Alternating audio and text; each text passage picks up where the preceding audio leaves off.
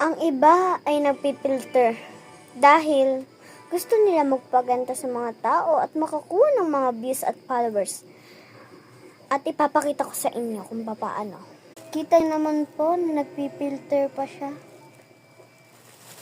Kitang-kita nyo po na sabi ng iba mahalaga daw sa atin ang filter dahil ng mukha. Ako guys, hindi ako nagpipilter. Gusto nyo ba malaman? Dahil ang filter mahalaga nga. Kaso, napapangitan ng iba. Katulad ko, napapangitan ako. Dahil sinasabi ko sa kanila, sa sarili kong isip na hindi mahalaga iyon. Dahil ang mahalaga ay ating totoong mukha.